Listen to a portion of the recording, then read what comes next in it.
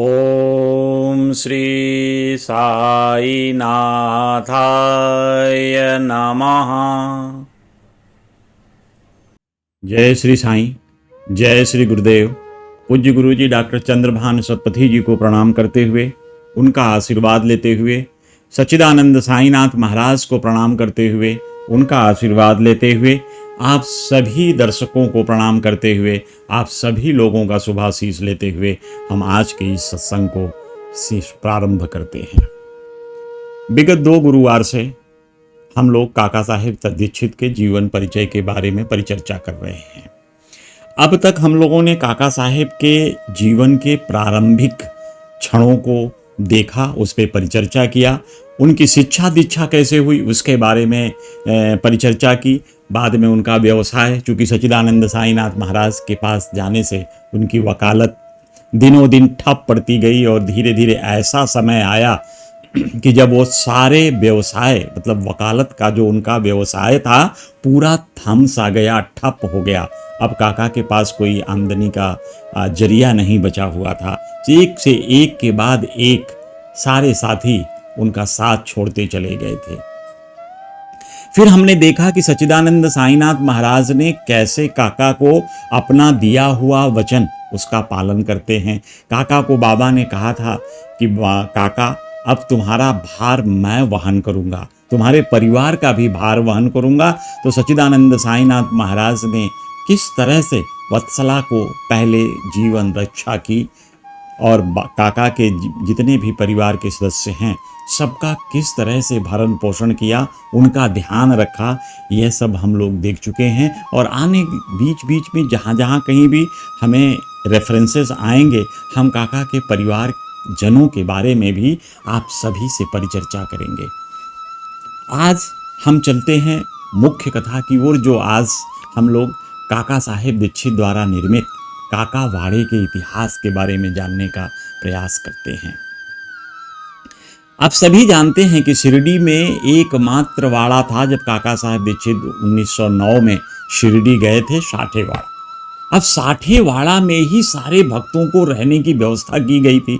सारे भक्त, अब कभी ज़्यादा भक्त आते थे तो बड़ा कठिनाई आती थी, समस्या पैदा होती थी, सबको कैसे एकोमोडेट करें उस वाड़े के अंदर।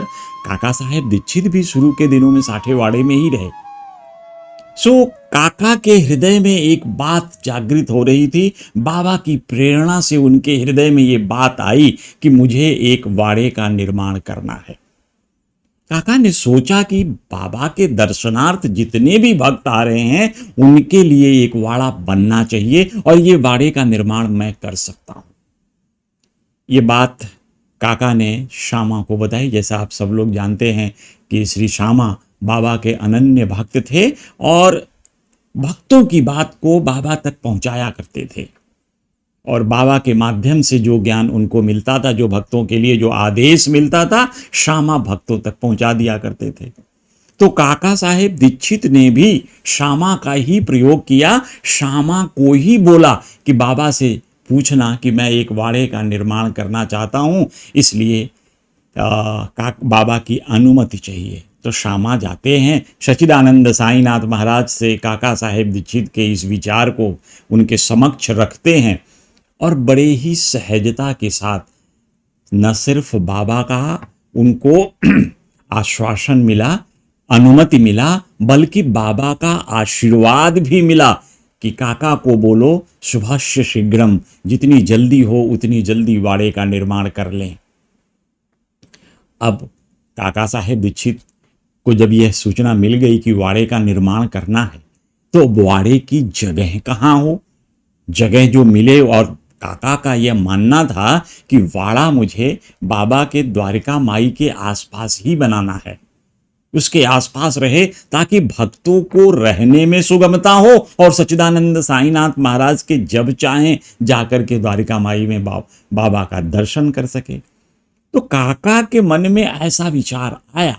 तो कहते हैं ना कि अच्छे विचार जब आपके हृदय में जागृत होते हैं तो परब्रह्म परमेश्वर आपके विचार को फलीभूत कर देते हैं।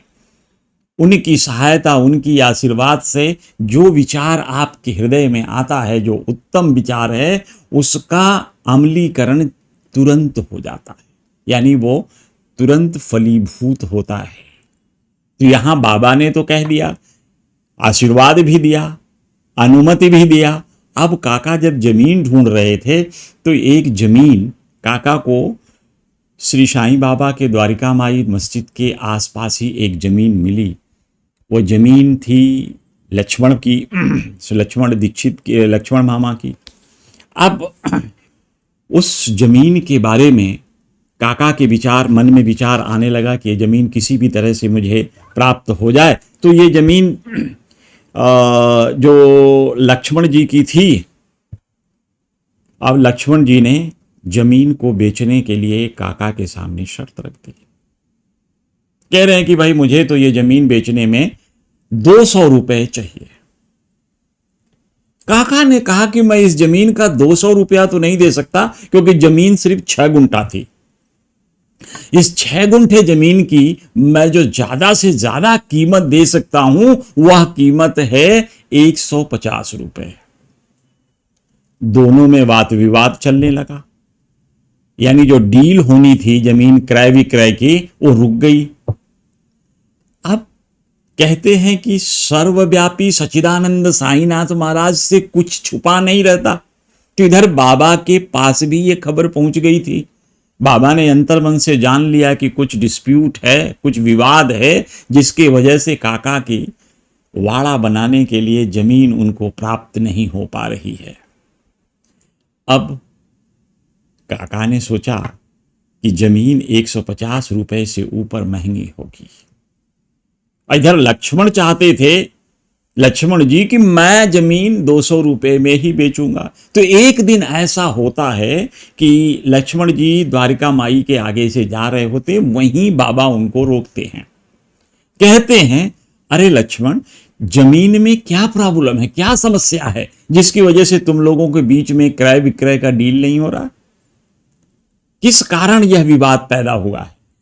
तो लक्ष्मण जी ने कहा कि बाबा, मैं जमीन 200 रुपए में बेचना चाहता हूं। काका दीक्षित 150 रुपए से ऊपर देना नहीं चाहते। तो बाबा मध्यस्थता की। मध्यस्थता का मतलब यही हुआ कि बाबा ने कहा थोड़ा तुम घट जाओ, थोड़ा काका बढ़ जाएंगे। यानी बाबा ने उस जमीन का जो भाव था 175 रुपए फिक्स कर दिया कि 175 रुपए में तुम जमीन बेच दो, अब ना मत करना। लक्ष्मण जी तैयार हो गए। उन्होंने कहा चलो मैं 175 में जमीन बेच दूंगा। लक्ष्मण जी जब काका के पास आते हैं कि चलो मैं तैयार हूं जमीन बेचने के लिए, तो उन्होंने बाबा द्वारा जो तय की गई राशि थी 175 रुपए, उसकी चर्चा नहीं की। इधर काका के मन में था कि मैंने तो जमीन सिर्फ 150 रुपए में खरीदी है, और लक्ष्मण जी अगर तैयार हो रहे हैं तो 150 रुपए में तैयार हो रहे हैं। तो लक्ष्मण जी ने 150 रुपए के लिए मना नहीं किया। दोनों लोग चले गए, और दोनों लोग गए, और जाने के बाद जब रजिस्ट्री के लिए पहुंचे तो रजिस्ट्रार के सामने काका ने उनको 150 रुपए गिन करके दिए, और लक्ष्मण जी ने उस पैसे को वैसे ही रख लिया। लीला देखिए श्री साईनाथ महाराज की, भक्त वत्सल सच्चिदानंद। उन्होंने जब लक्ष्मण जी को कहा था कि मैं ये जमीन आपको 175 रुपए में ये डील होनी है, तो जब लक्ष्मण जी अपने घर आते हैं और उस पैसे को गिनना प्रारंभ करते हैं तो 175 रुपए ही निकलते हैं। ये सच्चिदानंद साईनाथ की एक लीला है।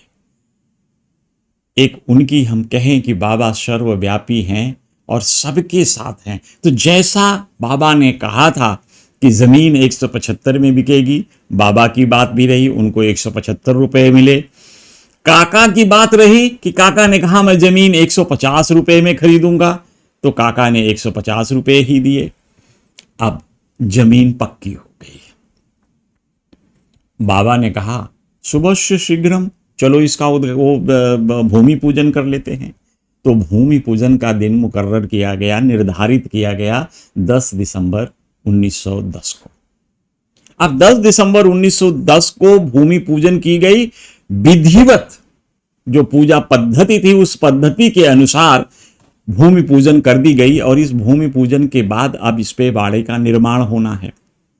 काका का जो प्लानिंग था, जो नियोजन था, उसके हिसाब से काका निचला मंजिल जो भूमि तल था, जो ग्राउंड फ्लोर जिसको हम लोग कहते हैं, उसको पूरा भक्तों के लिए बनवाना चाहते थे ताकि उसमें भक्त आकर के रहें। जो भी भक्त सच्चिदानंद साईनाथ महाराज के दर्शनार्थ आते हैं उनको वहां रहने की व्यवस्था की जाए।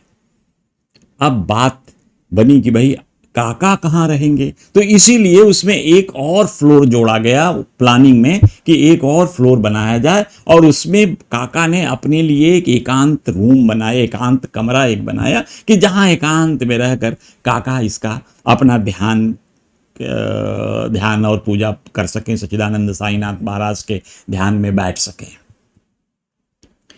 तो 10 दिसंबर 1910 के बाद वाड़ा बनाने का काम, हम पहले ही इस पे परिचर्चा कर चुके हैं कि काका साहेब दीक्षित के बड़े भाई भाई जी, जिनको भाई जी के नाम से मशहूर थे, एक बहुत बड़े कॉन्ट्रैक्टर थे, सिविल कॉन्ट्रैक्टर थे, जिन्होंने पुणे नागपुर में विधान भवन का भी निर्माण कराया। कई ऐसी इमारतें हैं जिसके बारे में हम लोग परिचर्चा किए कि जो भाई जी ने अपने भाई जी के कॉन्ट्रैक्ट से भाई जी के द्वारा निर्मित हुई हैं। तो काका ने अपना यह विचार भाई जी के सम्मुख रख दिया और रादर जब उद्घाटन हो रहा था, जब उसकी भूमि पूजन हो रही थी, तो भाई जी भी वहां उपस्थित थे। ये साईं की लीला नहीं है तो और क्या, क्योंकि भाई जी को भी बुला लिया गया था और भाई जी का वहां होने का मतलब ये होता है कि बनाने की जिम्मेदारी उनकी। अब बनाने की जिम्मेदारी जब भाई जी पे आई तो भाई जी ने नागपुर से ढेर सारे मजदूर भेज दिए। जितने सामान थे, जो सीमेंट, जो ईंट, जो लगनी थे, वो सारे के सारी चीजें भाई जी ने तत्काल ही सारी व्यवस्था कर दी। अब व्यवस्था हो गई, बनना प्रारंभ हो गया। बाबा की कृपा थी। कहते हैं कि व्यवधान किस चीज का उत्पन्न हो जिसमें रखवाले सच्चिदानंद साईनाथ महाराज खुद बैठे हैं, उनकी देख रेख में जो चीज बन रही है उसमें काहे का व्यवधान, जितना जल्दी हो सके उतना जल्दी हो जाएगा काम। तो भाई जी के प्रयास से उनके लेबर, उनके जो इंजीनियर्स थे, सब ने मिल करके इस वाड़े का निर्माण मात्र 5 महीने में ही कर दिया।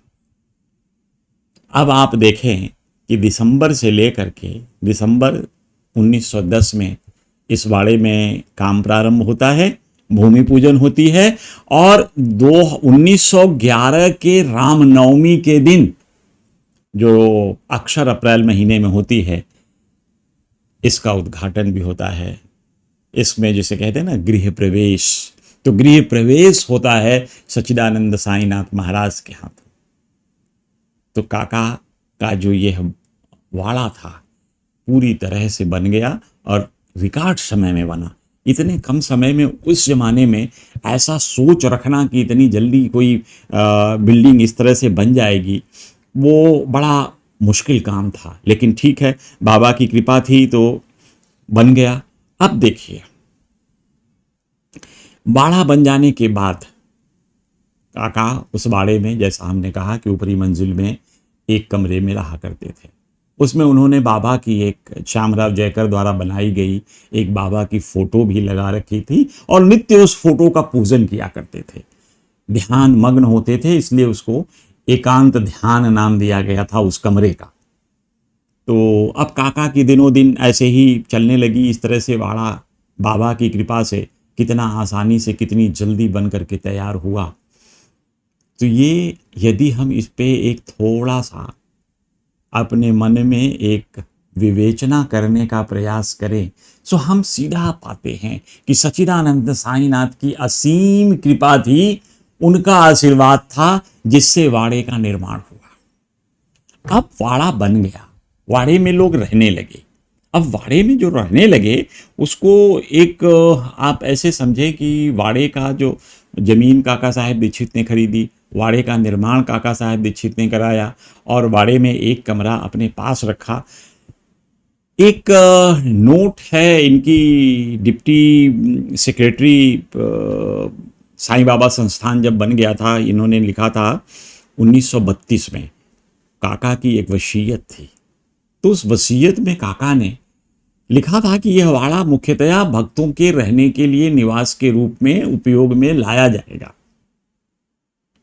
लेकिन मेरे लिए और मेरे परिवार के लिए ऊपरी भाग सुरक्षित रहेगा। कुछ भाग उन्होंने अपने परिवारजनों के लिए सुरक्षित किया अपने विल में।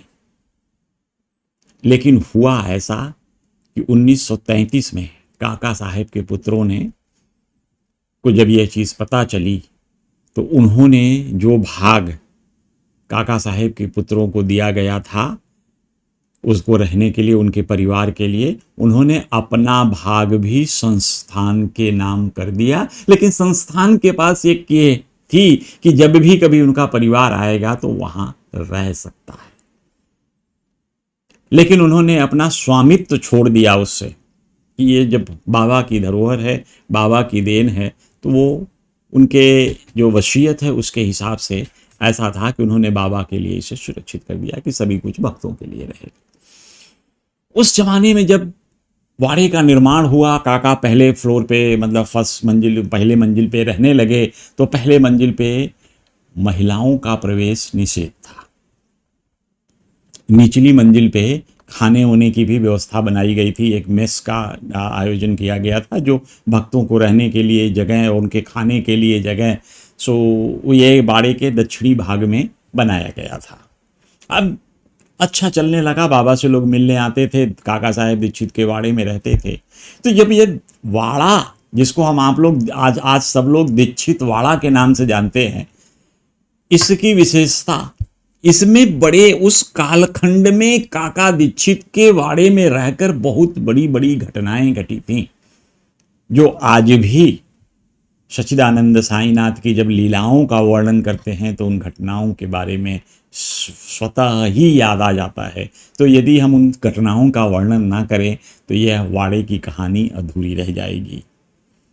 क्योंकि जब वाड़ा में सबसे पहला तो ये था कि बाबा साहेब देव जो दीक्षित बाड़े में बैठ करके रोज ज्ञानेश्वरी का पाठ किया करते थे। आप लोगों को श्री साईं सच्चरित्र की कथा के अनुसार बाला साहेब देव जी की कथा याद होगी कि बाबा ने किस तरह से उन्हें ज्ञानेश्वरी पठन का आज्ञा दिया और किस तरह से उनके आशीर्वाद से बाला साहेब देव साहेब ज्ञानेश्वरी पढ़ना प्रारंभ कर पाए थे। तो देव साहब जब उस शिरडी में आते थे तो काका के वाड़े में रह करके नित्य प्रतिदिन ज्ञानेश्वरी का पठन किया करते थे।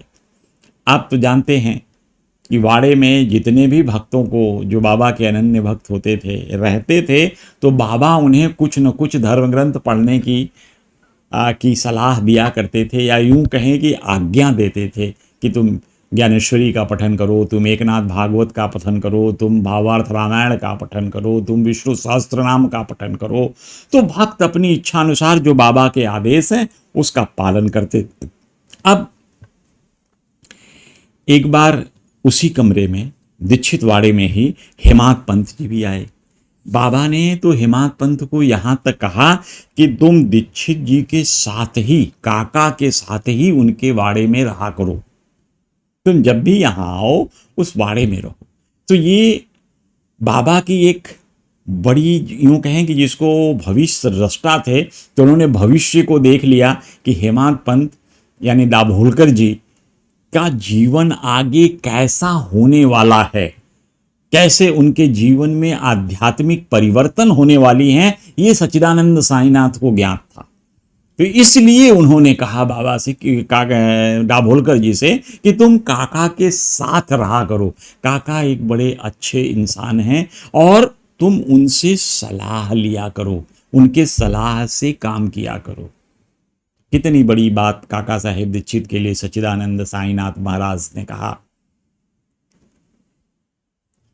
दाभोलकर जी खुद मजिस्ट्रेट थे, लेकिन बाबा ने उन्हें कहा कि तुम काका के सलाह से काम किया करो, क्योंकि काका की उस समय आध्यात्मिक प्रगति बहुत हो चुकी थी। और एक बार तो बाबा ने पुरंदरे जी को भी कहा कि तुम जाओ और काका के साथ रहो। तुम देखना काका को जहां कहीं भी किसी भी प्रकार की मदद की आवश्यकता हो तो पुरंदरे जी आप जरूर करना। अब काका के इस वाड़े में जो उन्होंने निर्माण कराया, इसके पहले कि मैं उनके काका की जीवनी से कुछ जोड़ूं, और महत्वपूर्ण घटनाएं उस वाड़े में जुटी। ये 1912 की बात है, जब जोगेश्वर भीष्म जी, जो बाबा के सगुणोपासक नाम की पुस्तक का रचना किया, जिसमें बाबा की सभी आरतियों का संग्रह है, सो वो भी वहीं बैठ करके उसको लिखा। और सबसे बड़ी चीज़ ये कि जो आज हम लोग शिरडी में रामनवमी मनाने का, रामनवमी उत्सव का समारोह देखते हैं, जो हर्षोल्लास के साथ प्रतिवर्ष मनाया जाता है, शिरडी में देश विदेश से लोग आज इकट्ठा होते हैं रामनवमी के पावन अवसर पर, और इस हर्षोल्लास के उत्सव में शरीक होते हैं।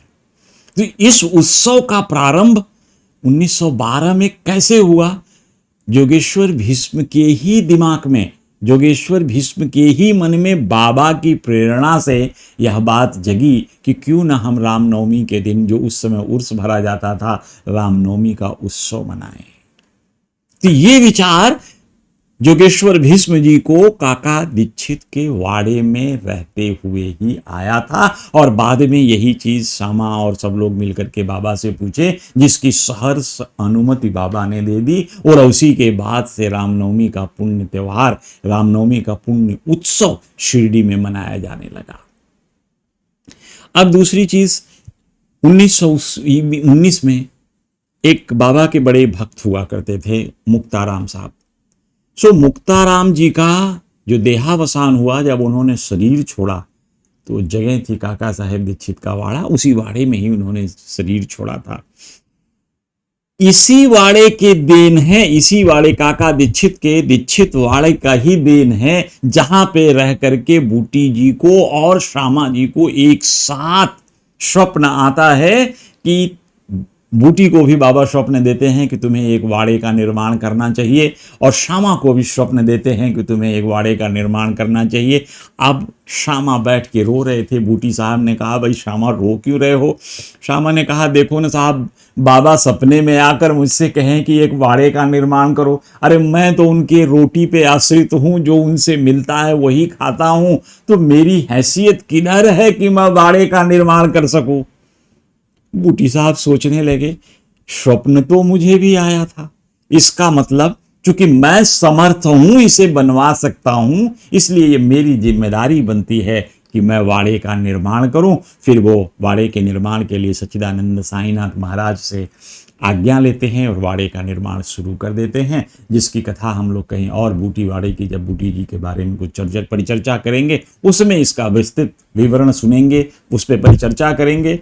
लेकिन अभी के लिए तो बस सिर्फ इतना समझिए कि काका दीक्षित द्वारा निर्मित दीक्षित वाड़ा कितना महत्वपूर्ण जगह था, जहां कितनी महत्वपूर्ण घटनाओं का बीजारोपण होता है, और वो धीरे धीरे पल्लवित और पुष्पित हो जाती हैं। वो जो अवधारणा उनके दीक्षितवाड़े में जन्म ली, वो अवधारणा एक उत्सव के रूप में, एक बहुत बड़े समय काल खंड के रूप में उपस्थित हो गई हैं। सो ऐसी चीजें हम लोग।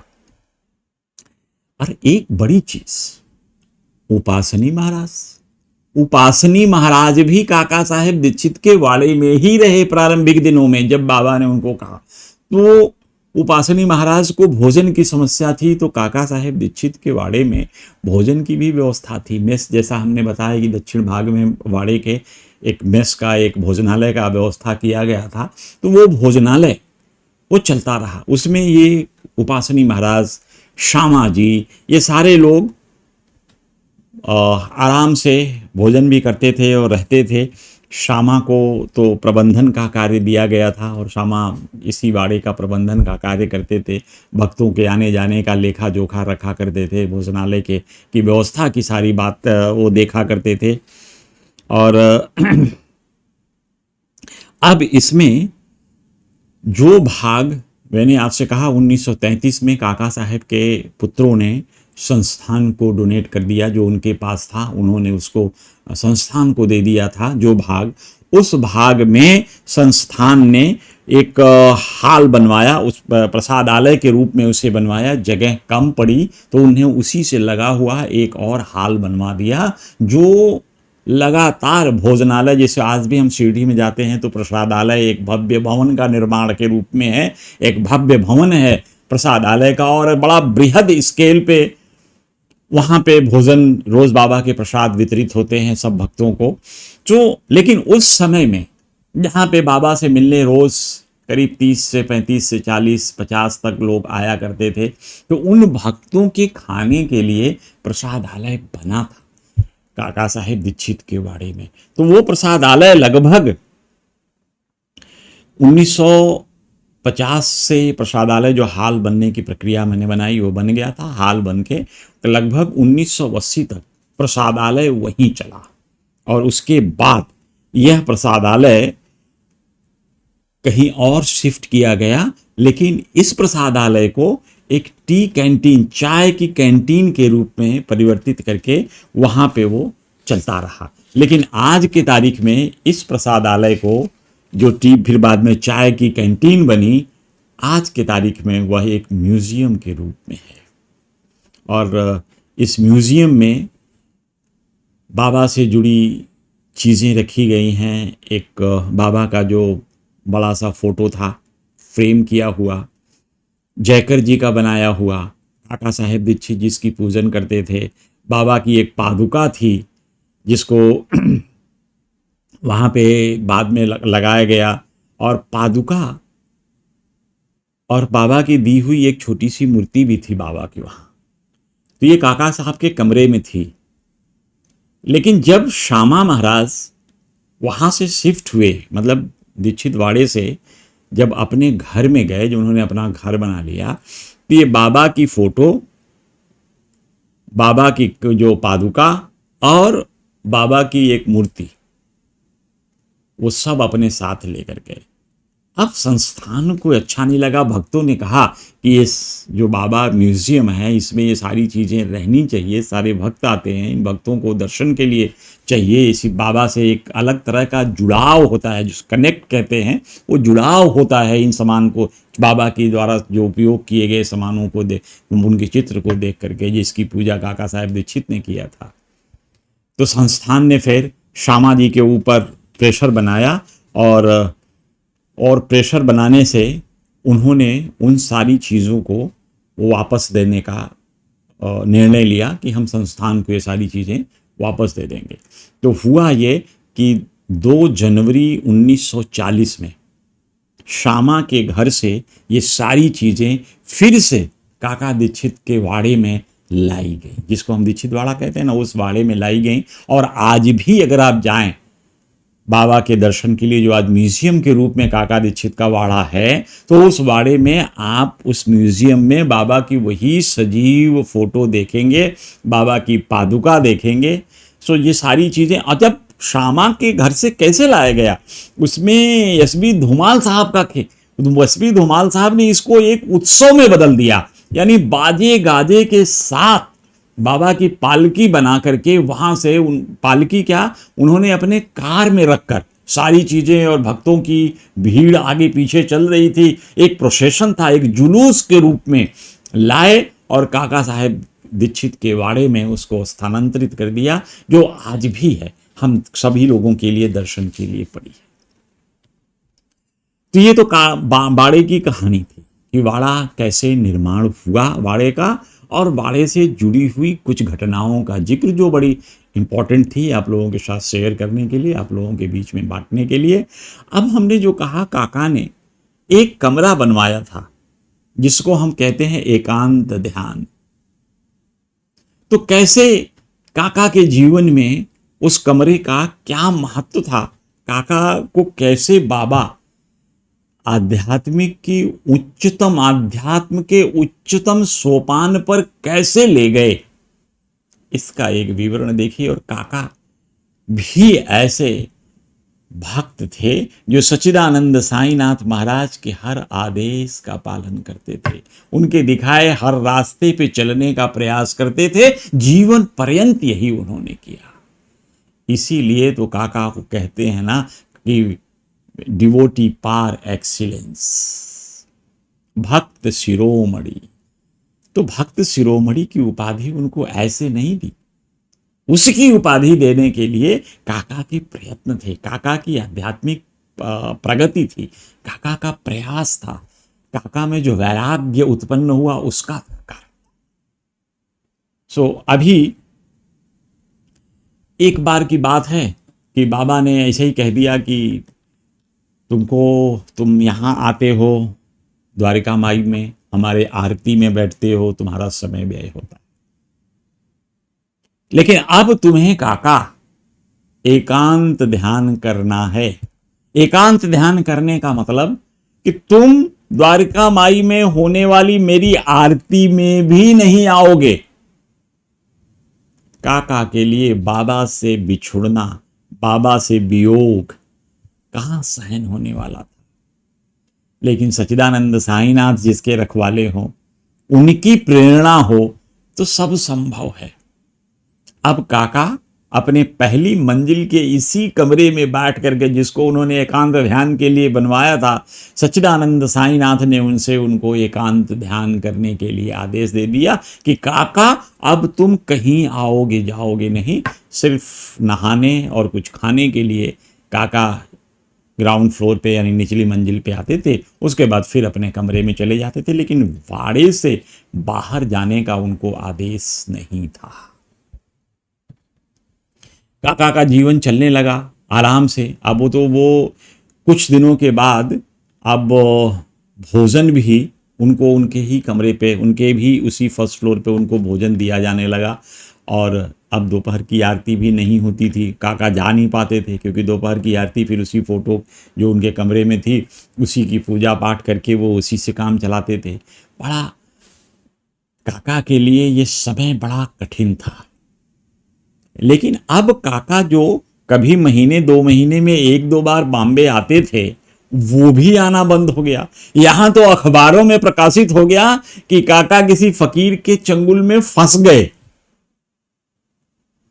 जब यह समाचार उनकी पत्नी श्रीमती सरस्वती दीक्षित जी को पता चला, जिनको सब लोग भाभी जी के नाम से जानता था, और भाभी जी को जब ये चीज़ पता चली तो वो शिरडी जाने का निश्चय करती हैं और शिरडी आ जाती हैं।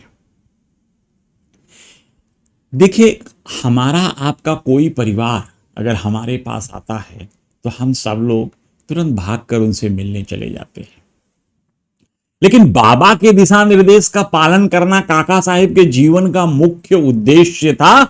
ये ऐसे ही नहीं था, काका इस पर अमल भी करते थे, उनकी आज्ञा पे पूर्ण रूप से विश्वास कर उसका पालन करते थे। तो अब काका के साथ कैसे हुआ? श्यामा ने जब भाभी जी आई तो उनको ग्राउंड फ्लोर पे ही रोका। पहला कारण कि फर्स्ट फ्लोर पे जहां काका पहली मंजिल पे रहते थे वहां महिलाओं का प्रवेश वर्जित था, तो श्रीमती दीक्षित को ऊपर जाने नहीं देते, जाने का कोई सवाल ही नहीं उठता क्योंकि महिलाओं का प्रवेश वर्जित है। अब दीक्षित जी के लिए ये लगा कि पत्नी नीचे रह रही हैं, दीक्षित जी ऊपर हैं, तो श्यामा ने सोचा कि ये थोड़ा अनुचित लग रहा है। श्यामा जाते हैं, सच्चिदानंद साईनाथ महाराज से प्रार्थना करते हैं कि बाबा भाभी जी आई हैं, सो ऐसा है कि दिन भर काका अपनी तपस्या अपने कमरे में कर लें, अपना ध्यान अपने कमरे में कर लें, रात को सोने के समय क्या वो ग्राउंड फ्लोर पर आकर काकी के साथ विश्राम कर सकते हैं? बाबा ने कहा नहीं, बिल्कुल मना कर दिया, कह रहे तुम काका को नीचे नहीं आना है, काका अपनी जगह पर ही रहेगा। इतनी बात सुनते ही श्यामा बड़े दुखी मन से काका को आकर कहते हैं कि काका, बाबा की अनुमति नहीं मिली, आपको बाबा ने कहा कि आप पहले फ्लोर पर ही अपने एकांत कमरे में ही रहें और ध्यान करें। देखो, बाबा तो काका साहेब दीक्षित को पूर्ण रूप से वैराग्य देना चाहते थे, पूर्ण रूप से अध्यात्म के रास्ते पे ले जाना चाहते थे और इसी जन्म में काका को मुक्ति प्रदान करना चाहते थे। तो मुक्ति के लिए जितनी आवश्यकताएं थी, जितनी तपस्या की आवश्यकता थी, जितनी शोधन की आवश्यकता थी, बाबा सब देना चाहते थे। तो यह बात जब श्रीमती दीक्षित को बताया गया, यानी भाभी जी को बताया गया कि आप ऊपर जाकर काका से नहीं मिल सकते और ना काका आपसे मिलने नीचे आ सकते हैं, तो भाभी जी को ऐसा लगा कि मैं यहां आने का मेरा औचित्य क्या था, मैं यहां फिर अब क्यों रहूंगी कि मैं नीचे रहूं, ये ऊपर रहेंगे, ना मैं उनको खाना खिला सकती हूं, ना उनका ध्यान रख सकती हूं, तो फिर मेरा यहाँ रहने का कोई औचित्य नहीं है। इसलिए वो गई सच्चिदानंद साईनाथ महाराज के श्री चरणों में गिर करके मुंबई वापस, उन्हें बॉम्बे वापस आने के लिए उन्होंने प्रार्थना की। बाबा ने कहा कि आप जाएं, आप बॉम्बे जाएं, काका का देख रेख मैं खुद करूंगा, उनकी सारी सहूलियत का ध्यान रखूंगा, आपको उनके बारे में कुछ चिंता करने की आवश्यकता है ही नहीं। बाबा ने भाभी जी को भी आश्वस्त कर दिया कि काका को लेकर कोई चिंता आपके मन में नहीं होनी चाहिए। लिहाजा भाभी जी अब बॉम्बे वापस आ गई। काका को वहां पे उन्होंने लगभग 9 महीने तक काका को बाबा ने उसी कमरे में, एक एकांत कमरे में तपस्या करने का आदेश दिया था और बिठाकर भी रखा था। 9 महीने के बाद इतनी परेशानी हुई, लोग बाग सब जगह से परेशान होकर के सब तरह से लोग को सोचने लगे कि बाबा आखिर ऐसा क्यों कर रहे हैं, काका को क्यों एकांत में रखे हैं, काका के लिए उन्होंने इतना सख्त नियम क्यों लगाए हैं। तो ये देखिए, एक संन्यास आश्रम था। बाबा ने काका को उसी उम्र में संन्यास आश्रम की सारी जो तपस्याएं थी सब कुछ करा लेना चाहते थे। सो ऐसा सच्चिदानंद साईनाथ जैसा गुरु कहाँ मिलेगा जो भक्त को इतना आसानी से मुक्ति के मार्ग पर ले जाए। तो काका का धीरे धीरे जब ये तपस्या पूरा होता है तो काका अपने आप फिर बाबा के मेल जोल में आ जाते हैं। अब एक समस्या खड़ी होती है कि काका को यह पता जब चला, अब तो काका का जीवनचर्या नॉर्मल हो गया 9 महीने की तपस्या के बाद, तो काका इस जीवनचर्या में उनके साथ जो और घटनाएं घटने लगी, कैसे सच्चिदानंद साईनाथ के ऊपर उनका पूर्ण विश्वास जमा, इसके लिए भी कुछ छोटी कहानियां हैं। कि एक समय की बात है, काका साहेब दीक्षित को देह धर्म के लिए, पहले तो एक ही था शौचालय, खुले में शौचालय जाते थे, तो जब देह धर्म के लिए शौचालय जा रहे थे दीक्षित जी, तो शौच के समय उनको एक आभास हुआ कि कुछ आवाज आ रही है और वो सर्प है। वो डर से, सर्प के डर से वहां से जल्दी से उठ करके आए और अपना जो कुछ भी दैनिक काम मंजन पंजन करना था करके चले गए और बाबा के दर्शन के लिए गए। तो बाबा के पास जब दर्शन के लिए जाते हैं तो बाबा कहते हैं, अरे काका तुम डरते क्या हो, तुम कहीं भी रहो, तुम शौच को ही क्यों नहीं गए हो, मैं तो तुम्हारे साथ ही रहता हूं।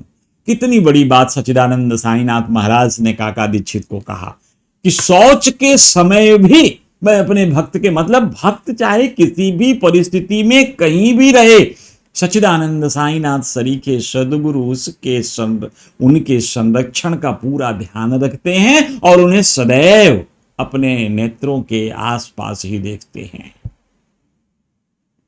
ऐसा गुरु कहाँ मिलेगा जो इस विपत्ति काल में भी, और आप कहीं भी रहो, जिसकी दृष्टि आपके ऊपर है, तो ये सच्चिदानंद साईनाथ महाराज ही हैं। मैं उनको प्रणाम करता हूँ। सच्चिदानंद साईनाथ महाराज, इनके जीवन में चीजें मैं बताता हूँ।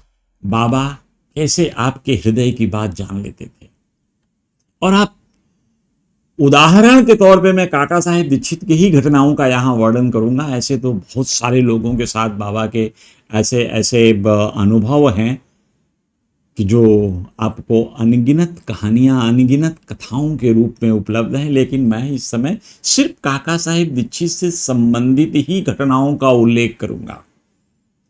तो इसमें एक घटना मैं आपको बताता हूं कि बाबा का एक बार काका साहेब दीक्षित दोपहर के समय आरती के बाद बाबा का चरण सेवा कर रहे थे, और चरण सेवा करते करते बाबा को देखते हैं कि बाबा ने अचानक अपना पैर पीछे खींच लिया। और जब बाबा ने पैर खींच लिया पीछे तो काका को बड़ा दुख हुआ कि सच्चिदानंद साईनाथ महाराज मेरे से क्या गलती हुई। अपने मन में सोचने लगे कि मेरे से क्या गलती हुई जो सच्चिदानंद साईनाथ महाराज अपनी सेवा से मुझे वंचित कर रहे हैं। एक भक्त के लिए इससे बड़े संकट का समय, इससे बड़ा कोई दुख नहीं होगा कि उसका सदगुरु उससे अपनी सेवा न कराए, क्योंकि भक्त का जीवन तो गुरु की सेवा के लिए ही है और यही सेवा करने के लिए भक्त तत्पर रहता है। जब बाबा ने पैर पीछे खींच लिए तो काका दीक्षित के मन में बड़ा दुख हुआ। वो सोचने लगे कहीं ना कहीं गलती तो मेरे से ही हुई होगी, कुछ गलती मैंने किया होगा। तो अचानक उनको शाम को हुई घटना याद आ गई। घटना ऐसी थी कि काका साहेब दीक्षित से एक आदमी, एक कोई मित्र उनका आया होगा, उनसे वार्तालाप कर रहा था। वो वार्तालाप करते समय ईसा मसीह के बारे में कुछ बोल रहा था। कुछ चीजें काका को उसकी अच्छी नहीं लगी तो काका उसको जवाब में ईसा मसीह के बारे में कुछ कड़ी चीजें बोली जो उनको नहीं बोलना था। कुछ ऐसी चीजें थी जिससे दूसरे को कष्ट, इसको मतलब हम ये कहें कि वाद विवाद उत्पन्न करने वाली चीज थी। और बाबा का यदि हम आज्ञा देखें तो बाबा कहते हैं कि मेरी लीलाओं के साथ, मेरी कथाओं के साथ मेरे भक्तों को कभी किसी वाद विवाद में नहीं पड़ना चाहिए। दूसरी चीज कि अपने मत का प्रतिपादन और दूसरे के मत का खंडन इस विवाद में भी नहीं पड़ना चाहिए। काका इधर वाड़े में ऐसी दशा, ऐसी बात हुई, इस ईसा मसीह जी को लेकर जो बातें चली जिसमें वाद विवाद हुआ, वो सच्चिदानंद साईनाथ महाराज को पता। तो बाबा जब ये सेवा कर रहे थे, अपने पांव खींचे तो काका दीक्षित को याद आया कि ये गलती शायद मेरे से हुई है। उन्होंने मन ही मन सच्चिदानंद साईनाथ महाराज से माफी मांगी और माफी मांग करके हृदय में उनसे कहा कि बाबा ऐसी गलती अब दोबारा नहीं होगी। और देखते ही देखते सच्चिदानंद साईनाथ ने क्या कहा, अरे काका तुम मेरे पास आओ ना, चरण सेवा करो। और बाबा ने अपने दोनों पैर काका के आगे आगे कर दिया। अब एक समय की और बात है, ऐसे ही काका बाबा की चरण सेवा कर रहे थे और चरण सेवा करते समय काका ने देखा कि बाबा अपने दोनों पांव खींच लिए, नहीं सेवा करने दूंगा। अब काका को फिर दुख हुआ तो काका ने सोचा कि वो मेरे मन के अंदर कुछ विचार आ गए थे, कुछ गलत विचार उठ गए थे, जिसकी वजह से सच्चिदानंद साईनाथ महाराज ने अपने चरण मुझसे दूर ले गए। अब काका के आंखों से अश्रु बहने लगे। उन्होंने अपनी गलती की क्षमा मांगी और ये क्षमा क्या मांगना था कि सच्चिदानंद साईनाथ, भक्त वत्सल साईनाथ अपने दोनों कदम काका के हाथ में दे दिए। काका ले सेवा कर ले। तो सच्चिदानंद साईनाथ महाराज अंतर्यामी, आपके हृदय में चलने वाली हर गति को पहचानते हैं, पकड़ते हैं, और यही तो विश्वास दिलाता है कि सच्चिदानंद साईनाथ महाराज हर समय हमारे अंदर हैं। और जैसे ही आपके अंदर यह विश्वास आया कि आप जो कर रहे हो सच्चिदानंद साईनाथ महाराज देख रहे हैं, उनकी दृष्टि है, तो भला आपसे कोई गलत काम कैसे हो सकता है? कोई ऐसा कष्टकारी काम जो किसी दूसरे के लिए कष्ट का बने, आप कैसे कर सकते हो? तो यह विचार, एक चीज ऐसी मान्य अपने मन में धारण कर लें कि हम जो भी करते हैं, हमारे पूज्य गुरुदेव सच्चिदानंद साईनाथ महाराज सदैव अपनी नेत्र सदैव अपनी दृष्टि हमारे ऊपर रखते हैं, तो मन में यह गलत धारणा आने की जगह ही कहाँ पड़ती है। क्यों मन में कोई गलत दुर्भावना दुर्विचार आए। तो इसलिए अपने मन को सदैव निर्मल रखने का प्रयास करें और सच्चिदानंद साईनाथ महाराज के दिखाए रास्ते पे चलने के लिए तत्पर रहें। जितना प्रयास कर सकें, जितना चल सकें, उस पर जरूर चलना। क्योंकि बाबा की शिक्षाएं तो बड़ी सरल हैं। बाबा ने तो यही कहा ना कि अनाश्रितों का आश्रय बनो। जिसको तकलीफ है, जिसको भोजन नहीं है, उसको भोजन दो। जिसको पानी नहीं मिल रहा, उसको पानी दो। जो असहाय हैं, उनकी सहायता करो। बाबा ने जीवन पर्यंत यही कर्म किए और यही उपदेश हमें दिया, यही शिक्षा हमें दी। बाबा के भक्त होने के कारण हमारा दायित्व बनता है कि हम प्राणी मात्र के सेवा में अपना जीवन व्यतीत करें। एक बार काका अहमदनगर से कुछ फूल का गुलदस्ता मंगाए थे। बहुत अच्छे फूल थे। उनके मन में आया कि ये फूल मैं सच्चिदानंद साईनाथ के श्री चरणों में अर्पित करूंगा। उस गुलदस्ते को लेकर के, और उनके मन में ये भी आया, उन्होंने 25 रुपया उसके साथ में रख लिया था। पहले उन्होंने बाबा को वो गुलदस्ते दे दिए। अब गुलदस्ते देने के बाद बाबा ने कहा बड़े अच्छे हैं, लेकिन यह गुलदस्ता 25 रुपए मांग रहा है। तो काका को तुरंत याद आया, मैंने तो 25 रुपया लेकर ही मैं चला था। तो काका ने कहा बाबा मैं लेकर ही आया हूं, और उन्होंने बाबा को दक्षिणा दे दी। एक बार काका ने सोचा कि क्यों नहीं रात्रि का उपवास किया जाए। किसी से बातचीत होते हुए उनको यह समझ में आया कि उपवास कर लेने से बहुत फायदे हैं, और उपवास से फायदे के लिए चक्कर में काका ने फिर उपवास करना प्रारंभ करने की मन में विचार रखा। इधर सच्चिदानंद साईनाथ महाराज ने दूसरा विचार धारण किया, मेरे रहते मेरे बच्चे उपवास क्यों करेंगे। अब सच्चिदानंद साईनाथ महाराज ने काका को बुलाकर पूछा, काका आज रात्रि भोजन में क्या बना रहे हो। तो काका ने कहा बाबा आप जो आज्ञा करें। कह रहे हाँ भाखरी और चावल बना लो। तो भाखरी चावल बनाने के तो काका को बाबा ने कहा कि काका तुम बना करके, तो काका तुरंत पूछ रहे हैं कि बाबा मैं बनाऊंगा तो पक्का, उसको मैं लेके आऊं, क्या आप भी भाखरी चावल ही खाएंगे। बाबा ने कहा अरे मैं खा लूंगा, लेकिन सबसे पहले जब तू भाखरी चावल बनाएगा तो वहां खाकर मेरे पास आना। कितना क्लियर ऑर्डर था बाबा का, स्पष्ट निर्देश। इस स्पष्ट निर्देश से बाबा ने काका को यह बता दिया कि काका उपवास नहीं करना है। और धीरे धीरे काका के मन में यह बात आ गई कि मुझे उपवास नहीं करना है, उपवास करना उचित नहीं है। बाबा की आज्ञा उपवास करने के लिए मना करती है। एक और घटना का वर्णन करके आज इस परिचर्चा को यहीं विराम देंगे। घटना एक ऐसी है कि सच्चिदानंद साईनाथ महाराज अपने भक्तों के अंदर इस जो सांसारिक सुख है, जो सांसारिक मोह है, इससे अलग करने का प्रयास करते रहे। जिन भक्तों पे उनकी कृपा हुई, जिन भक्तों ने मन में धारण किया कि इस सांसारिक चीजों को, क्योंकि जब तक इस सांसारिक यानी मायावी चीजों से आप अपने आप को अलग नहीं करोगे, माया आपसे अलग नहीं होगी।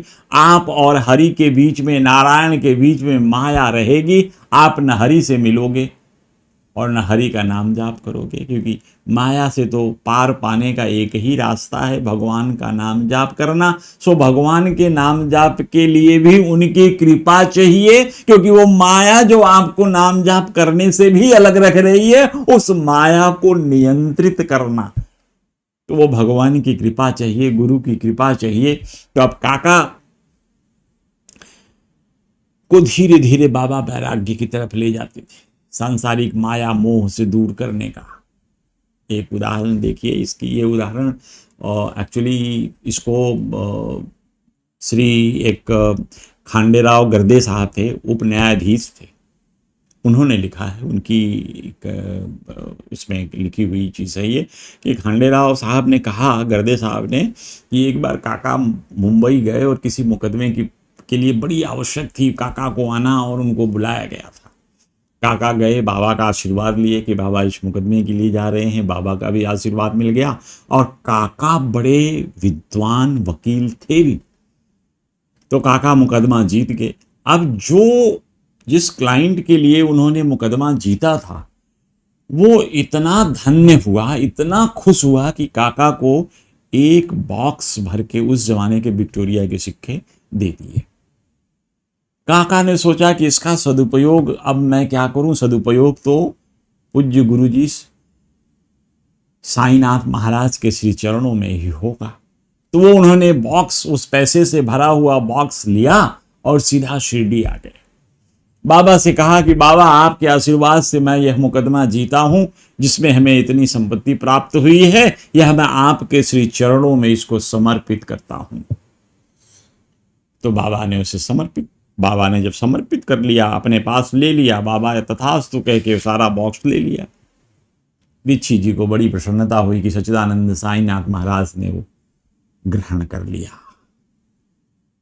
अब देखिए, गर्दे जी कहते हैं मैं बगल में ही खड़ा था जब काका ने यह बॉक्स बाबा को दिया, और बाबा ने देखते देखते बॉक्स खोल करके पूरे अंजलि भर भर के बाबा ने उन सिक्कों को लोगों में बांटना प्रारंभ कर दिया, और देखते ही देखते संदूक खाली हो गया।